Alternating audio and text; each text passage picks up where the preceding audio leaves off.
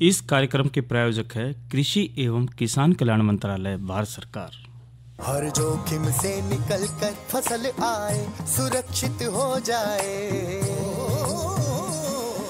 फसल बीमा से हर किसान अब आत्मनिर्भर हो जाए। संकट के समय प्रधानमंत्री फसल बीमा योजना किसानों के लिए वरदान है।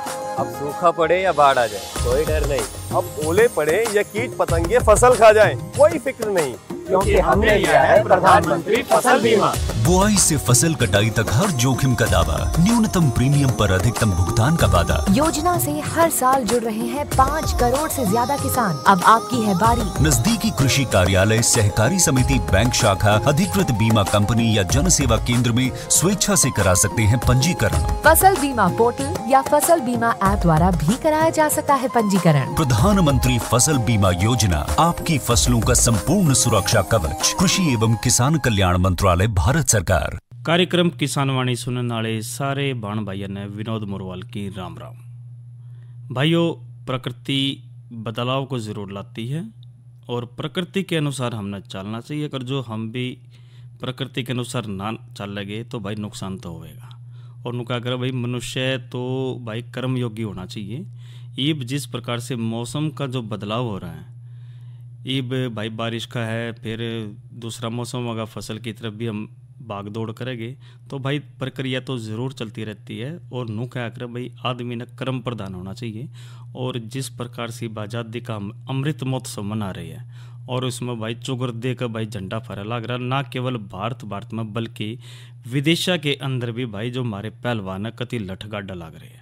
तो भाई ये बहुत सारे गोल्ड मेडल लग रहे हैं और जी चाहते हम देखे भी लग रहे, एक उम्मीद भी बनती है कि हम बाड़का ने भी आगे बढ़ावा, पहलवान बनावा, बढ़िया अफसर बनावा। और अफसर भी हम जब भी बनाते हैं जब भाई हम अपनी मेहनत करते, तो कार्य के प्रति हम कोई भी दिल चुराते नहीं है।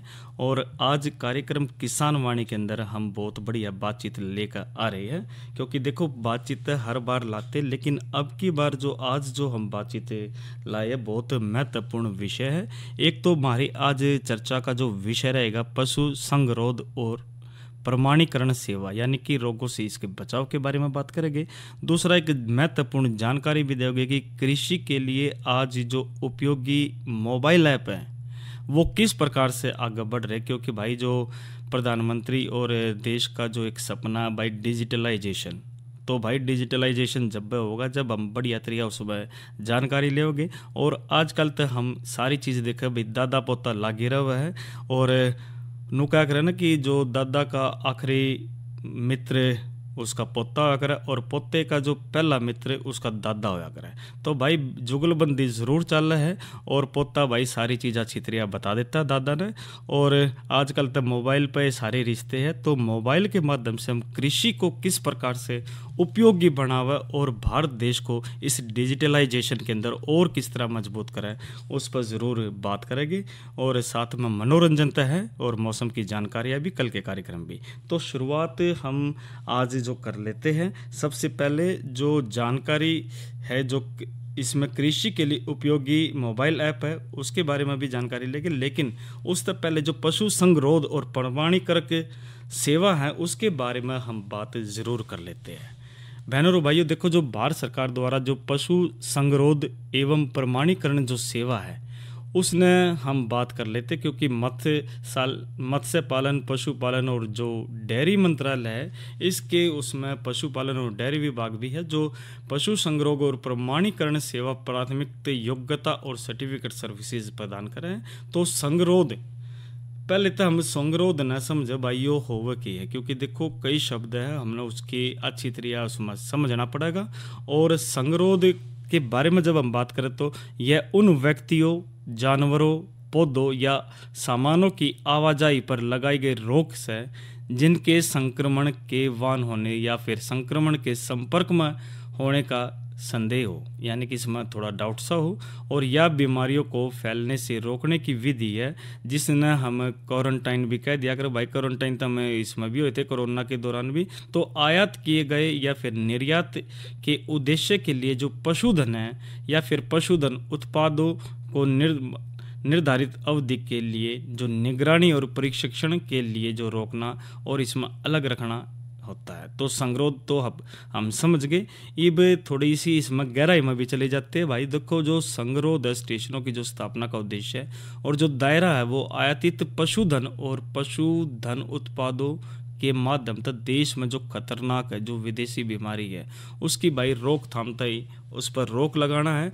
और बढ़ती और तेजी तक जो अंतर्राष्ट्रीय व्यापार और यात्रा ने हर देश को ज्ञात और अज्ञात संक्रमण रोगों की जो घुसपैठ के खतरे है उस तक भाई हमने अवगत करा दिया। क्योंकि देखो भाई कोरोना का भी निवेरा था भाइयों, कितना वायरस आ गया, उसमें सारे त्राहीमाम हो गया था पूरे विदेश के अंदर और देश के अंदर भी और पूरे संसार के अंदर होता है। और जिन इसी तरह जो संक्रमण रोगों की जो घुसपैठ है वह उसका अवगत कराना जिनमें बहुत गंभीर और तेजी तक फैलने वाली जो प्रतिकूल है, सामाजिक है, आर्थिक है और जो मानव या फिर पशु स्वास्थ्य परिणामों की इसमें क्षमता है। तो देश को कई विदेशी बीमारियों से मुक्त रखने के लिए संगरोध सेवाएं आवश्यक है और देश की बीमारियों की स्वतंत्रता को बनाए रखना तय भी भाई इसमें ये महत्वपूर्ण भूमिका निभाता है। हमारा जो इसमें पशु संगरोध और प्रमाणीकरण जो भारत सरकार का उपक्रम है।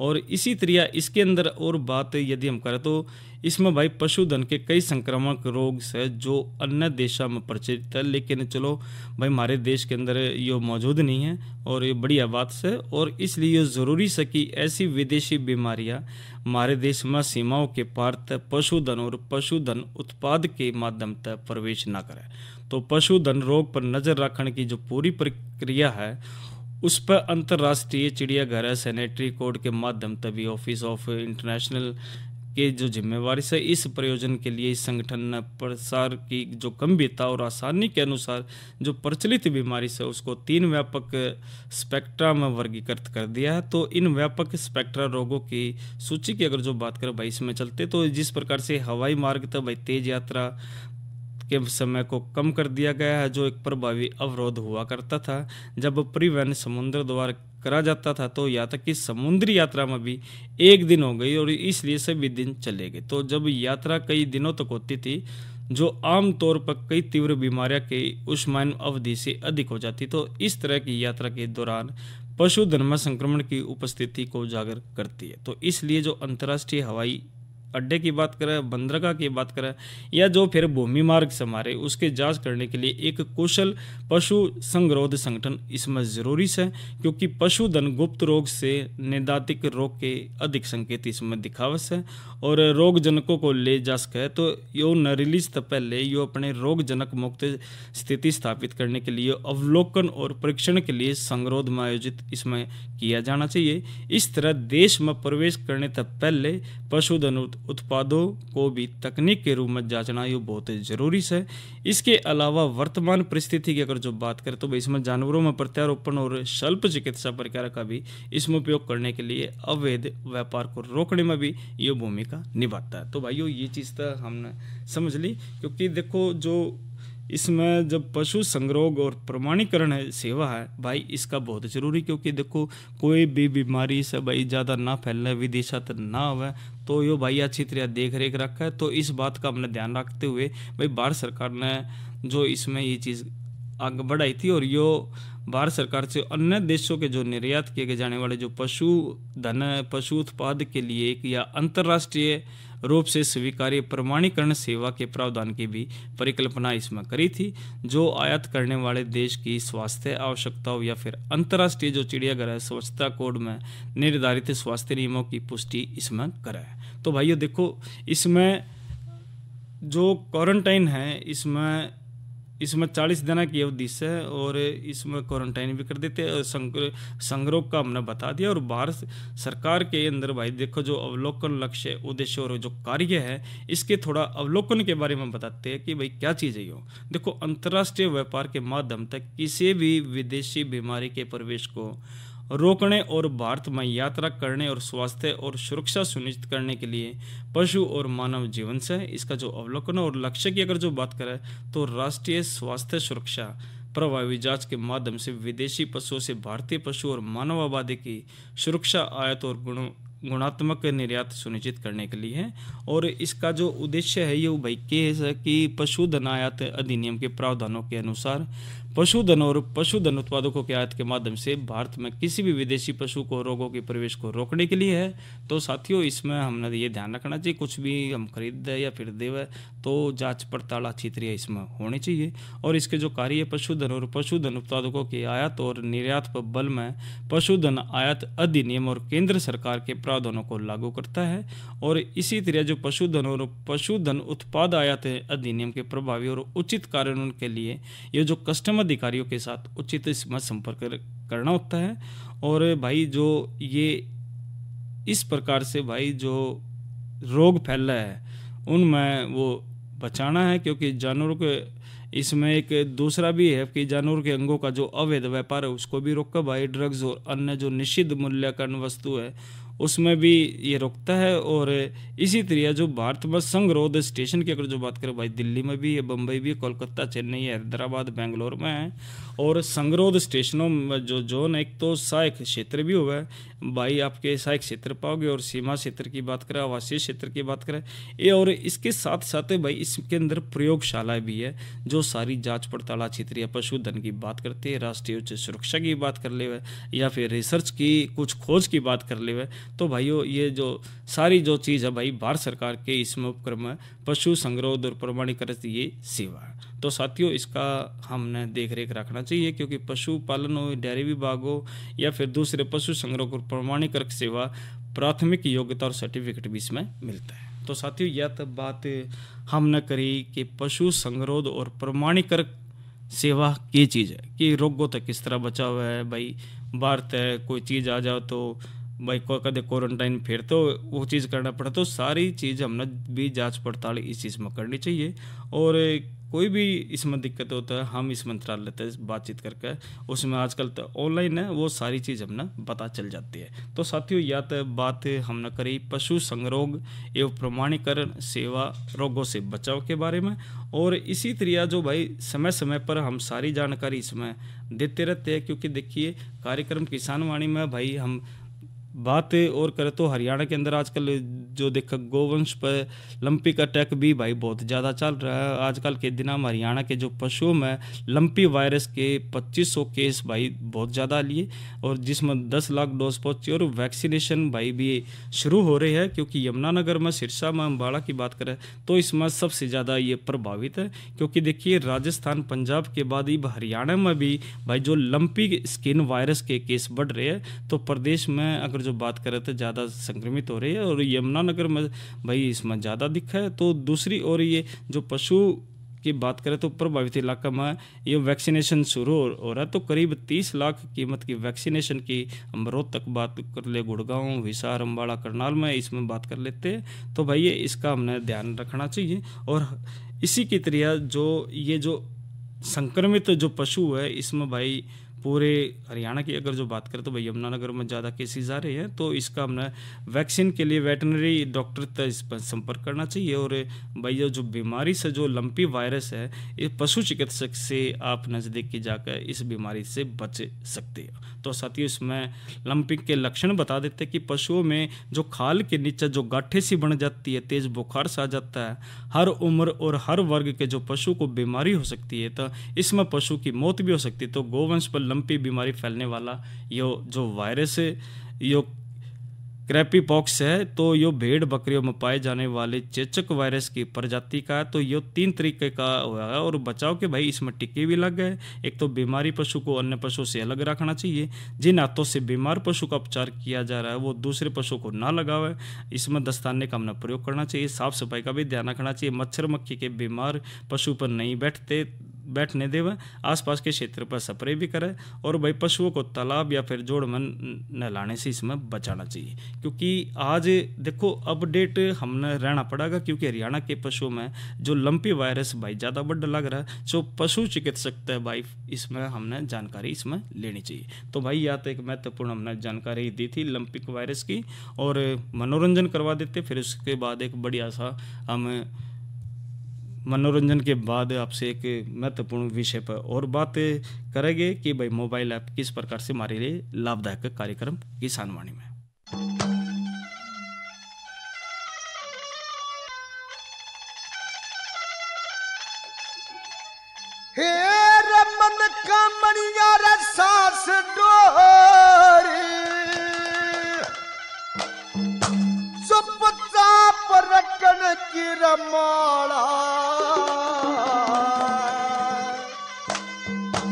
भाई पांचों इंद्री अब समय करके अपन जा रटेरा मेरा मन का मरिया सांस तोरे चुप चाप रगड़ की मोरा पांचों इंद्री बस में करके अपन जा रटेरा मेरा मन का मरिया सांस तोरे चुप चाप रगड़ की मोरा पांचों इंद्री बस में करके अपन जा रटेरा पांचों इंद्री बस में करके अपन जा रटेरा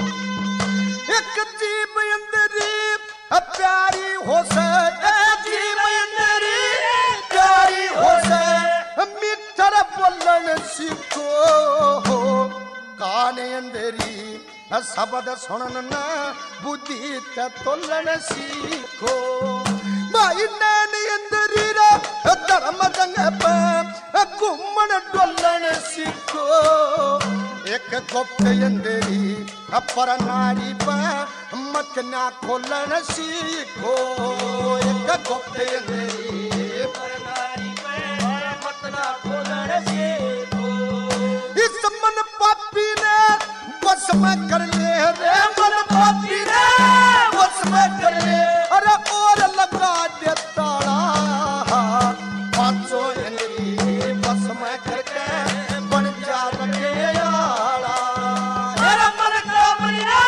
सांस तोरे चुप चाप रगड़ की मोरा पांचों इंद्री बस में करके बन जा रटेरा पांचों इंद्री बस में करके बन जा रटेरा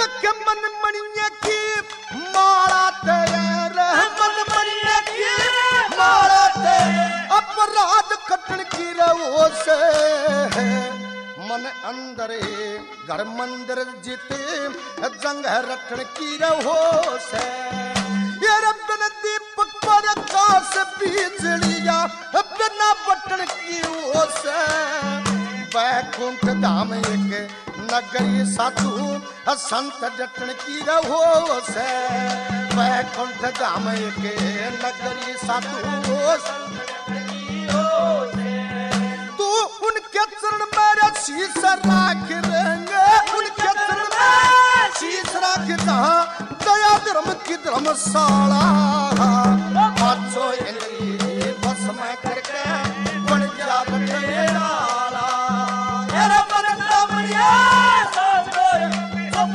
चाप रगड़ की मोरा पांचों इंद्री बस में करके बन जा रटेरा पांचों इंद्री बस में करके बन जा रटेरा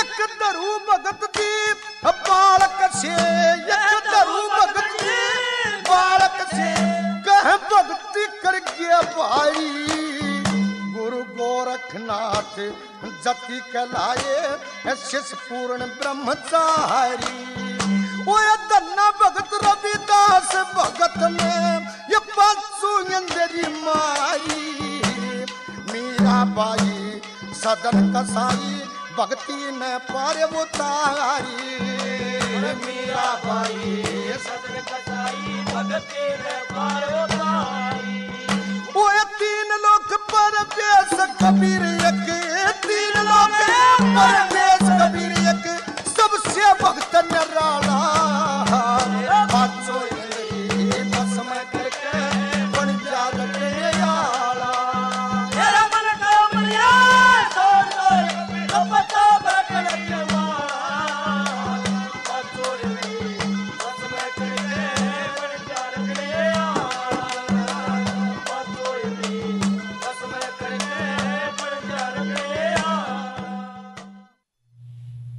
तो साथियों ये तो हमने सुनी मन का मणिया मेरे सिंह के कवि मेरे सिंह के माध्यम से, और बहुत बढ़िया बोलते। और अब बात हम कर लेते कल के मौसम के बारे में। और भाई पहले तो आज का मौसम बता देते हैं। आज का अधिकतम 32 डिग्री और जो न्यूनतम की बात करें तो 27 डिग्री सेल्सियस रिकॉर्ड किया गया जो तापमान है। और आने वाले जो 24 घंटे की अगर जो हम बात करें तो साथियों इसके अंदर अधिकतम 29 और जो न्यूनतम की बात करें तो 26 डिग्री सेल्सियस से तापमान रहने की संभावना। और जड़े तक बारिश की बात करें तो भाई बारिश तो भाई तकरीबन आने की पूरी संभावना है। और इसी के साथ भाई 2-3 दिन भाई मौसम थोड़ा ऐसा ही है। और भाई कल बारिश हो सका है मतलब कि आने वाले 24 घंटे में। उसके बाद 2 दिन खुला सा होगा, फिर वीरवार के दौरान भी बारिश होगी, फिर उसके बाद 2 दिन खुला, फिर रविवार। तो देखते हैं मौसम किस प्रकार से आँख मिचौली करा। लेकिन आँख मिचौली बेशक करता हो, लेकिन हमारे जो प्रगतिशील किसान बहन भाई है भाई वो आँख मिचौली अपने कर्म के अनुसार नहीं करते।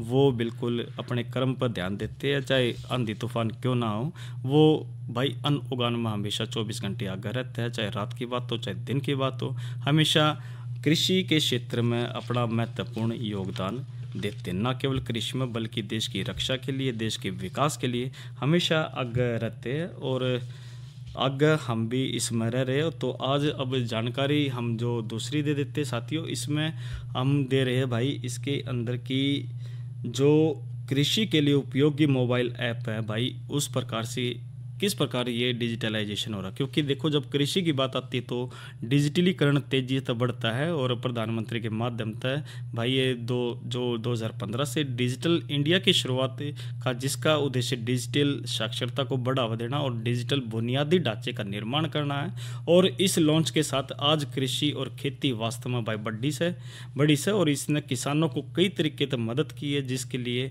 सही मदद ढूंढना भी आसान इसमें हो गया है। तो साथियों बात ही हम एग्रीकल्चर के 5 मोबाइल की बात कर रहे हैं, क्योंकि देखिए उसमें कृषि से जुड़े हुए जिसमें घर बैठे सारी जानकारी हम ले हुए हैं। कृषि की जलवायु की बात कर ले हुए, तापमान के या फिर फसल की बुआई की बात कर ले, उसमें फसलों की अच्छी उपज की बात कर ले, और मौसम में बदलाव या प्राकृतिक आपदाओं की वजह से किसानों को पूरी मेहनत इसमें खराब हो जाती है। तो भाई इस ऐपों के माध्यम से हम उसमें आगे हम जानकारी लेते हैं। और किस प्रकार से है, क्योंकि देखो जो ऐप हम बता देते हैं भाई, एक तो एग्री मीडिया वीडियो ऐप है, और इसी तरह इफ़को किसान ऐप भी है, और एग्री ऐप है, किसान योजना है, फार्म भी है। तो भाई ये कुछ ऐपों के योगदान है जिसमें हम अपने कृषि को आगे इसमें बढ़ा सकें। तो सबसे पहले मैं बात कर लेता हूँ भाई एग्री मीडिया वीडियो ऐप है की चीज़। देखो बहनों और भाइयों जो यो वीडियो ऐप्स है जो कि अधिकतर किसानों की पसंद बना हुआ है। इसकी मदद तक किसान अपनी कीट प्रभावित फसल की फ़ोटो लेकर ऐप पर अपलोड कर सका है और कृषि विशेषज्ञों से उसकी रोकथाम के लिए भी सलाह ले सका, और इस तरह किसान घर बैठे फसलों को कीट और रोग से बचा सका है।